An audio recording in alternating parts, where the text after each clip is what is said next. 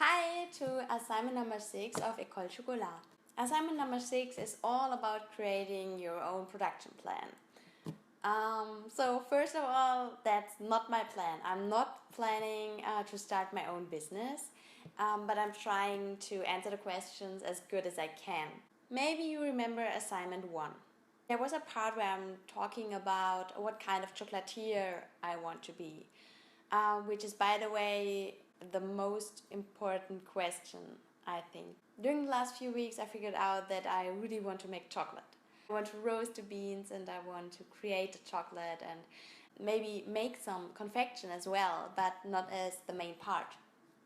So now I'm trying to compare both sides, like making chocolate and creating confections. My first question is about what kind of specialized equipment do you need to make confections, or in my case, to make chocolate.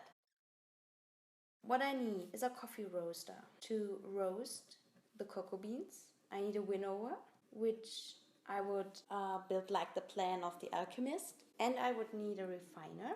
Special equipment I would need to make chocolate. What else do I need? I would need a tempering machine. I would buy an enrober, but that's definitely one thing I would buy later because I really want to focus on making chocolate, not making confection. I could also need a chocolate depositor, but same thing as the enrober. I'm not really sure at the beginning if I really need it. But if I need it, I will definitely choose one who's fine with very high temperatures because I think I would do some caramels. And of course, what might be very helpful is a vibrating table. But that's just a thing that I also need for chocolate making as well, making confections. That would be the special equipment. If you want to know which kind of coffee roaster, winnower, refiner or something else I would buy, then just check the description. One very interesting but also very difficult question is, how would your kitchen look like? I really would start in a shared kitchen where you can share your dishwasher and your stove and everything, and I think that's for the beginning very easy and might be a little bit cheaper. So I would start to say that I would like to have 2 rooms and the rooms need to be connected. I really want to have one smaller room and one larger room.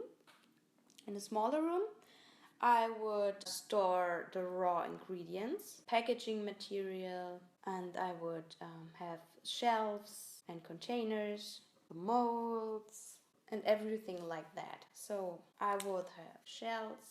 Let's say, I don't know, here's the door, and maybe another one over here.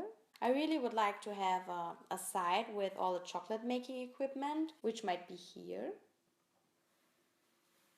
Let's say this side is for chocolate making, which means on this counter there would be the coffee roaster, the winnower, the refiner. Then I really would love to have a sink. And in the middle of the room, oh great, I really would love to have a large counter where I can actually work. So that's really the workplace, more for refrigerators. I think they would be pretty large. And in one of them, I would like to have like raw ingredients and then I would like to have a refrigerator for finished products. I really would love to have a lot of cupboards and another refrigerator. What else is very, very important is air conditioning, which should be hanging on the wall. The adjustment of both should be separated from each other, because I need another temperature at the storage room compared to the working room. I think you really need a good air conditioning, because here are the refrigerators and I think they could get pretty warm. Oh yeah, and I really want to have a blackboard making to-do lists. And what is very, very important is a good lighting. So I really want to have a lot of good lights. I really want to have it very bright because I want to see if there are still some air bubbles or something inside of the chocolate. But what I of course also need is a good kitchen machine and a scale and tray racks. So I think I would have some space over here. I mean, it really depends on how the kitchen or the rooms are constructed, because you can't just put the sink over there, of course, if you don't have any pipes. But that's the basics, I would say, and I really would like to have some colored pictures on the walls, and of course there will be on the walls, there will also be a lot of shelves with everyday utensils. Another question was, how many people will be required, and how long will one production cycle take to complete?